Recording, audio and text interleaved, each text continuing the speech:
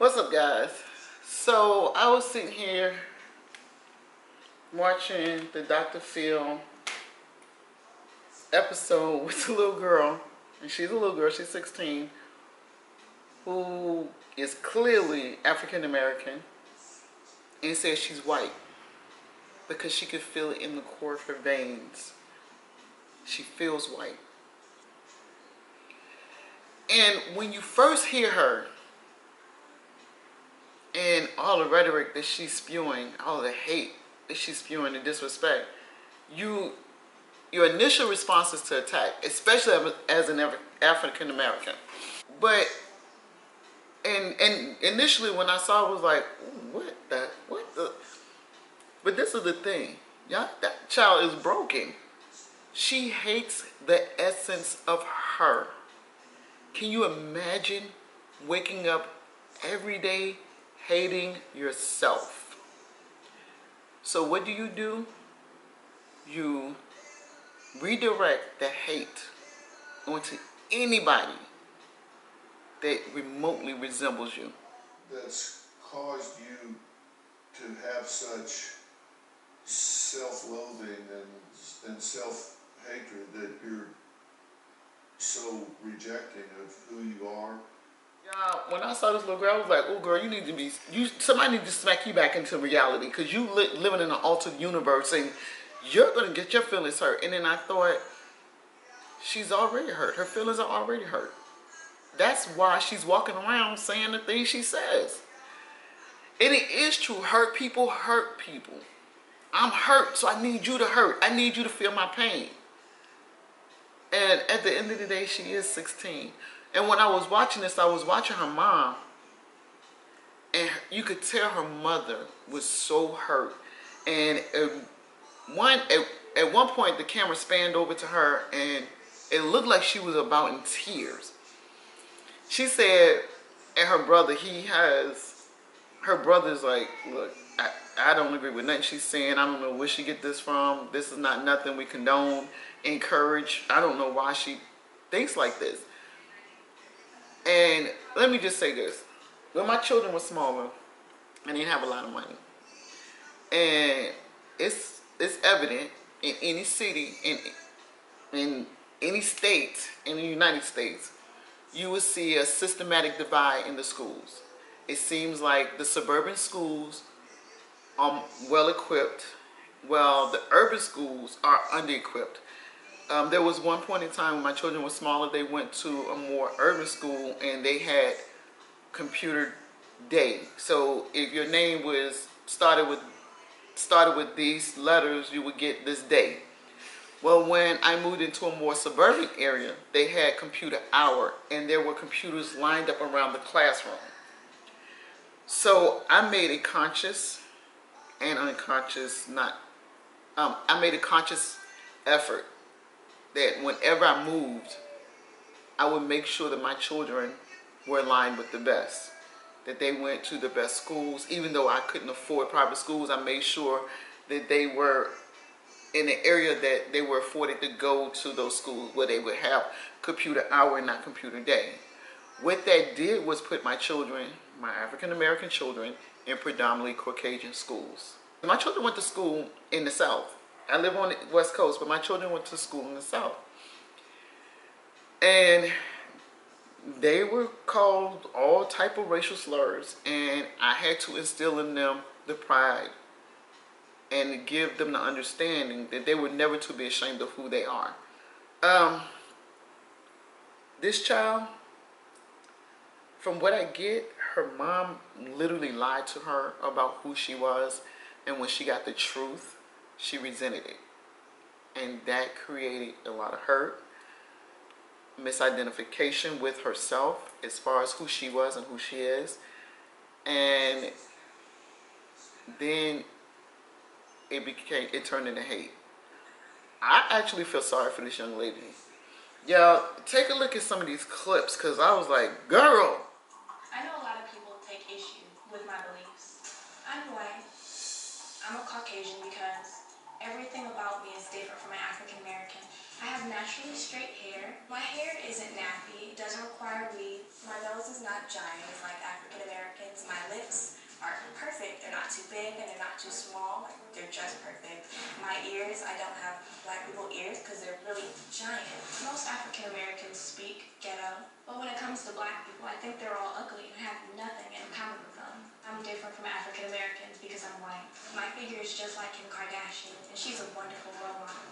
I act and I think like a white person instead of a black person. I believe that I'm completely and utterly better than them. Like, we're on two different levels. Like, okay, African Americans are here. I'm here. White people act and think just way more mature than African Americans. Black people, they think in a criminal way. When I think about African Americans, I feel like asking them, what is wrong with them? They're really dangerous. If an African American is on the same street as I am, I'll cross the street to avoid their chaotic, thuggish ways. Now, there was a life coach there named Spirit who offered to take her to Atlanta. What an opportunity this young girl turned down. And she said, no, I don't want to go anywhere with a hood rat. And I'm thinking, wow. And I'm glad Spirit was able to say what I was thinking. I think at this point it's really important for us to deal with facts. And so, Treasurer, I think exposure is important. And so I would absolutely invite you to come and shadow me in Atlanta so that you could actually meet and understand what amazing black women look like, so that you can learn your black girl message too.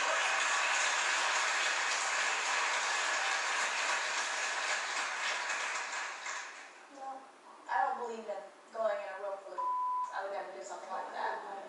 Unfortunately, see, the interesting thing about this, though, Dr. Phill, is that when you are comfortable in your position, when you know who you are, when you are educated and you are fact-based, you can walk into any room with confidence. You can talk to anyone. You don't have to do anything except to simply be. But when you feel the need to bring people down, when you feel the need to use words to hurt people, we know all the time that hurt people hurt people. And so I look at you, and all I want to do is just help you heal your brokenness. She said we're getting so tied up in her words and what she's saying that we're forgetting that this child is in pain. She's hurting. And it does hurt when you receive that information. It hurts. It pisses you off. You're like, look, we in this country have gone through a lot of disrespect. Why should we take that disrespect from someone who's supposed to be a part of us? Our own is going to spew that hate. Everybody's not going to be so understanding to her fight with herself. They're not. I've heard black men say, I don't want to date a black woman. Okay. Sure, your mother's proud of you. I've heard black men say, I don't like dark-skinned women. Okay. To me, it shows that there is some self-challenges there. When you don't want to embrace a part of who you are, there's some self-esteem, self-challenges. There's some self-esteem issues there. There's some self-hate. I truly felt so sorry for this little girl and the challenges that she's going to bring on herself. Life as it is challenging enough, but then to add those extra hurdles. And Dr. Phill offered her help.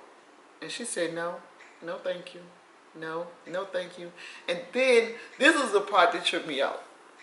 Prior to him offering her help, he said, if you're trying to be a part of the race that I am, the Caucasian race that I identify with, we don't welcome you. You identify ethnicity-wise with a Caucasian group, that's your choice.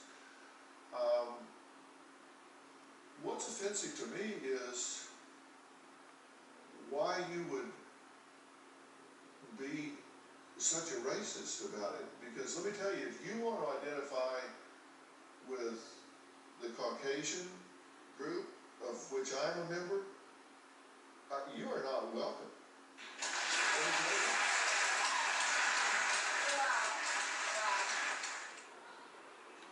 And she was almost like, he said, because you're spewing hate.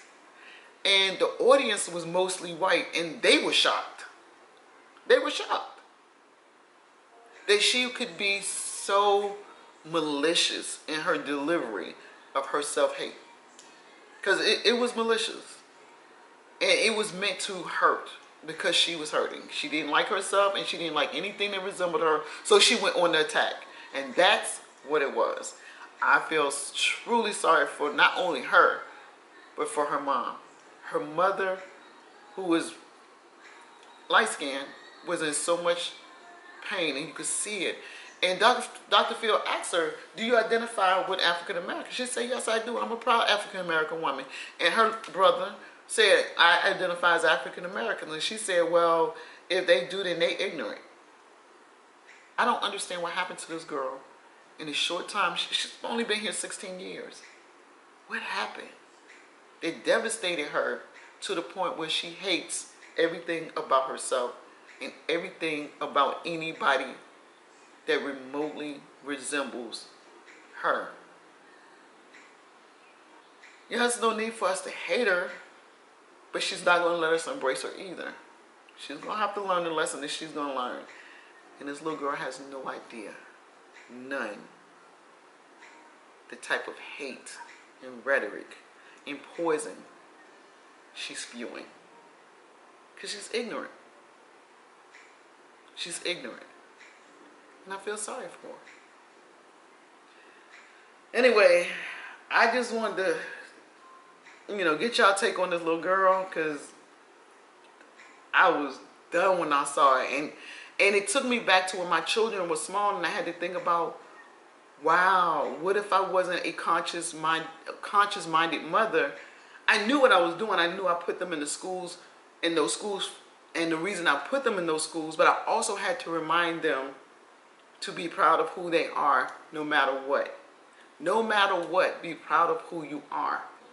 God gave you the uniform that He gave you. Be proud of it. Be proud of it. I wish this little girl would allow Spirit to take her to meet the other African American women, the entrepreneurs, and allow them to embrace her. She wasn't willing. So, until she's willing, she is going to have to live in her own constructed prison. Because that's the lonely place that she's put herself. She doesn't accept herself. And it has to be lonely. It has to be lonely in there. She's isolated herself. And she's very disillusioned. And her reality check may be a little harsh, but it's going to be a reality check that she needs before she understands who she is. And then understands that she should be proud of who she is. I'll talk to you guys later. Bye, guys.